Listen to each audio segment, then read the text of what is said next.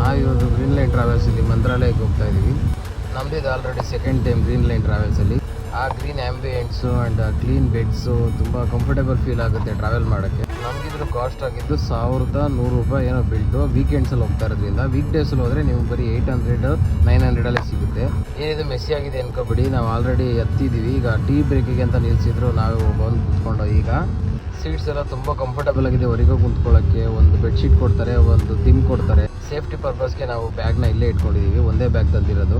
ನಾವು make my ಟ್ರಿಪ್ಪಲ್ಲಿ book ಮಾಡಿದ್ದು ಏನೇನು ಎಮ್ಯುನಿಟೀಸ್ ಕೊಡ್ತಾರೆ ಅಂತ ಅಲ್ಲೇ ಮೆನ್ಷನ್ ಮಾಡಿರ್ತಾರೆ, ಚೆಕ್ಔಟ್ ಮಾಡ್ಕೊಳ್ಳಿ. ನಾವು ನಾನ್ AC ಸ್ಲೀಪರಲ್ಲಿ ಬಂದಿದ್ದು. AC ಏನು ವರ್ಕ್ ಆಗ್ತಾ ಇಲ್ಲ, ಲೈಟ್ಸ್ ಏನು ವರ್ಕ್ ಆಗ್ತಾ ಇರಲಿಲ್ಲ. ಒಂದು ವಾಟರ್ ಬಾಟಲ್ ಕೊಡ್ತಾರೆ ಒಬ್ಬರು ಪರ್ಸನ್ಗೊಂದು. ಜರ್ನಿನೂ ತುಂಬ ಕಂಫರ್ಟಬಲ್ ಆಗಿತ್ತು. ಎಲ್ಲೂ ಎತ್ತಿ ಕುಕ್ತು ಅನ್ನೋ ಥರ ಏನಿಲ್ಲ, ಕಂಫರ್ಟಬಲ್ ಆಗೇ ಇತ್ತು.